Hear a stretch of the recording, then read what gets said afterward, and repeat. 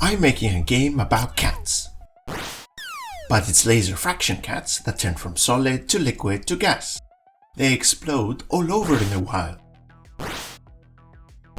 But placed in the sewer village power grid, they do so in small doses, so it's fine, bringing energy to the few random villagers.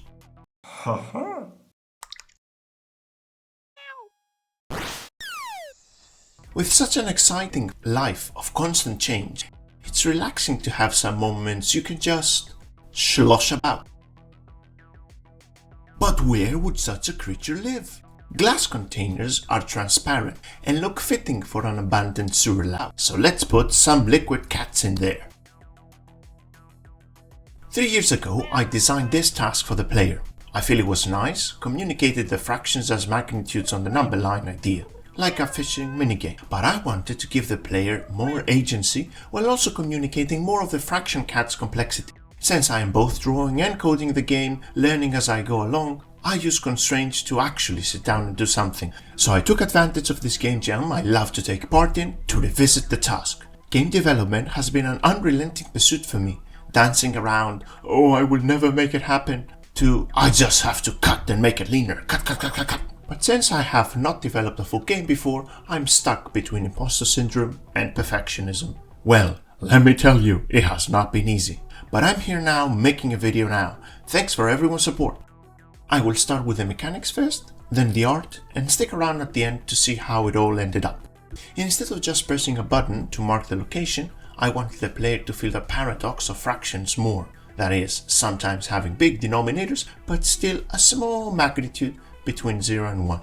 So I designed this little runner machine that scans the number line, marking the perfect points to graze the glass, without cracking it, to accommodate the right type of fraction. So here, based on the denominator, we need this number of cuts.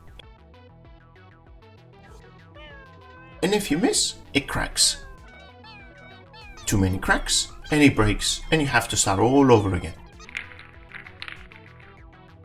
What luck! This fits extra nicely with the jam theme of quick time events. Of course, that's why I chose to work on this part in the first place.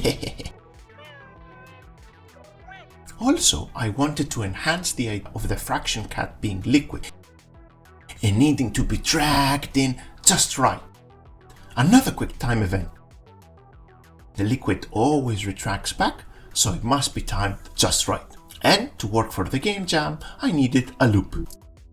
So it's load the glass, don't smash it, cut the glass, don't smash it, fill the glass, Here I hope to have implemented the don't smash it failure state, but well, I failed to do so in time. Spoiler, if you play the game you can drag it all over the fraction and still be okay, but I hope to fix that soon. I took this opportunity to update the visuals, always using the same limited palette. Here is the glass, the canister animations, and the liquid. Actually, I want to share how I made this. I tried this sine-like wave that I moved slowly.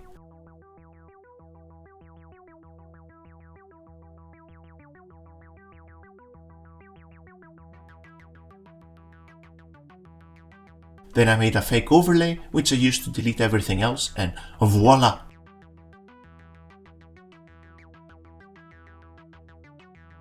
When the liquid moved, I tried this surge forward bump, but it ended up looking weird, so I lowered its arches, and I guess it works nicely now.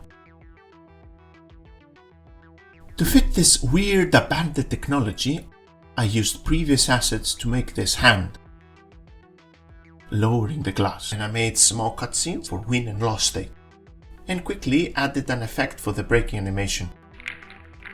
One thing I wanted was the cracks to change color when the liquid reached them, showing a more coherent reality. I was so happy when I pulled it off for the small cracks, but then the big cracks were a mess. Either a big crack would turn green at the start or at the end of the liquid covering it.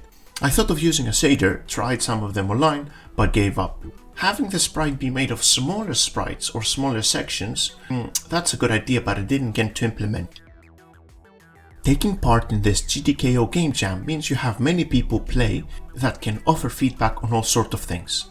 I am lucky, these devs are so patient to play my games, sharing their experience, some of them throughout the years that we've become friends. GDKO is the friends we make along the way. Usually the experience is, the sound is too loud, why no settings to lower it? So this time, I fixed it. Yeah.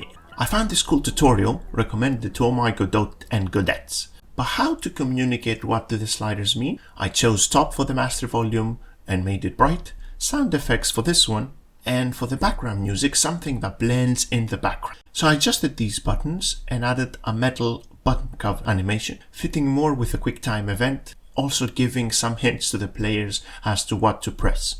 I also wanted to make a tutorial because people usually are confused about the weird stuff I make, but it turns out everyone was more confused about my weird tutorial. See for yourself, pause, and let me know if you can decode it. Write in the comments your prophecy. It didn't help the fact that I had a tutorial playing in an animation loop without player agency. But I was very happy I managed to have this menu loop that switched between menu, tutorial, game every time you pressed it. The menu button was always visible and it just shows or hides the animation player. Unfortunately, it doesn't stop the game running behind it, so you could still win or lose while pressing buttons in the menu screen, something I also need to learn how to fix. You probably saw the gas part hole there as well. We will talk about that later in another video, when I hope to have coded that as well. And I will stop here for today. Would love to hear ideas on what could make this better or how to fix any embarrassing code, any workaround advice you might have. Please just share. I'm learning still on this journey and it's been quite fun. I've started streaming every Friday, so I will see you next Friday. If you're around, do say hi, you can go away. If you want to learn a bit more about the game, watch this cringy video. I'll now go back to my jar. Hirete.